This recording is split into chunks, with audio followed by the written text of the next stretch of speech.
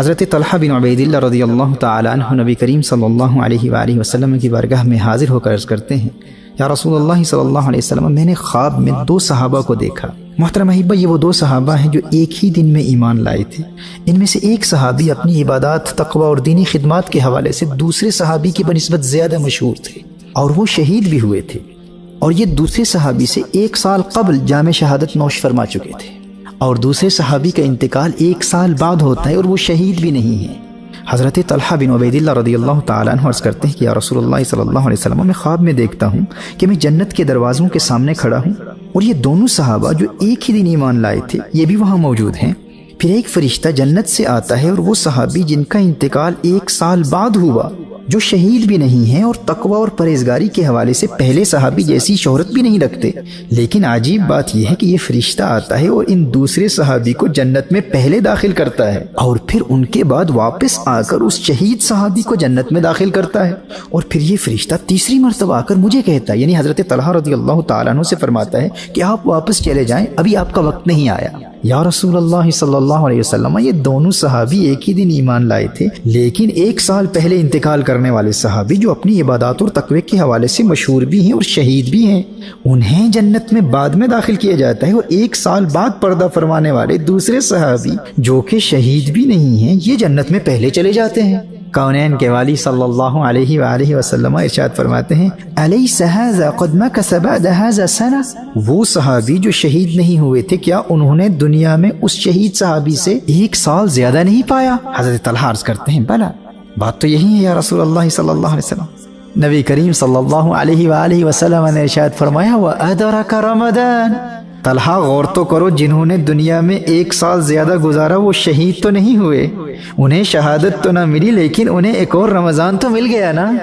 میرے دوستو، جاننا چاہتے ہو جس خوش قسمت کو اللہ جل وعلا رمضان تک زندگی دے دے اور وہ رمضان کا احترام بجا لاتے ہوئے گناہوں سے بچتا رہے اور اس پاک مہینے میں خوب عبادت کرے، اسے مقام کیا ملتا ہے جاننا چاہتے ہو؟ ارشاد فرمایا، اے طلحہ، اگرچہ یہ دونوں ایمان ایک ہی دن لائے تھے لیکن اس 1 سال بعد پردہ فرمانے والے صحابی جو شہید بھی نہیں ہیں انہیں مزید ایک رمضان مل گیا، اور اس رمضان کے پانے کی برکت سے اس صحابی اور اس شہید صحابی کے مقام میں اللہ جل وعلا نے اتنا فرق پیدا کر دیا جتنا زمین و آسمان کے مابین ہے۔ ہر چند کے جنت میں پہلے داخل کیا جانے والا شہید نہیں تھا، لیکن رمضان پانے اور رمضان کی عبادت کی وجہ سے اس کا مقام اس شہید صحابی سے اتنا بلند ہے، یہ درجات و مقامات کے اعتبار سے رمضان کی وجہ سے اس شہید کے مقابلے میں اتنا آگے نکل چکا ہے کہ اب دونوں میں اتنا فرق ہے جتنا زمین و آسمان کے مابین ہے۔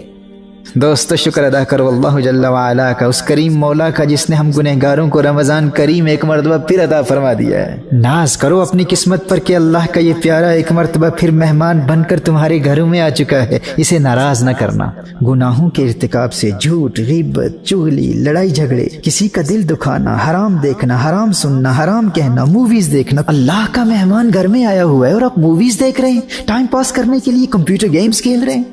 لغو گوئی، فحش کلامی، تکبر، ریا، والدین کی نافرمانی، آپسی نفرتیں اور ان جیسے گناہوں سے اللہ کا یہ مہمان بہت ناراض ہوتا ہے، اور اللہ نہ کرے الیاذ باللہ کہیں ایسا نہ ہو کہ یہ مہمان تمہاری زندگی میں آیا ہوا ہو اور تمہاری نماز قضا ہو جائے، تمہارا روزہ قضا ہو جائے۔ دوستو، اس کے جانے سے قبل اس پیارے مہمان کو راضی کر لو، معافی مانگ لو، اس سے توبہ کر لو اللہ کی بارگاہ میں۔ اور یہ راضی کیسے ہوتا ہے؟ اس پاک مہینے میں قرآن نازل ہوا تھا اور اس کا اور قرآن کا بڑا گہرا تعلق ہے۔ یہ قرآن کی تلاوت سن کر بہت خوش ہوا کرتا ہے، قرآن کی تلاوت بھی کرو اور تحریک کنز الہدیٰ کے منہج کے مطابق قرآن کی تفسیر کا مطالعہ کر کے بھی اسے خوش کرتے رہو اور درود و سلام کی کثرت سے بھی اسے خوش کرتے رہو۔ اگر تم نے سچی توبہ کر لی اور آئندہ تمام زندگی گناہوں سے بچ کر گزارنے کا پختہ ارادہ کر کے اللہ کے اس مہمان کو خوش کر دیا تو یہ تمہیں اللہ کی معرفت اور قرب الہی کے ایسے مقامات پر فائز کر دے گا کہ باقی نیکیوں میں کمی کے باوجود تم شہیدوں سے بھی بلند مرتبے پر فائز ہو جاؤ گے۔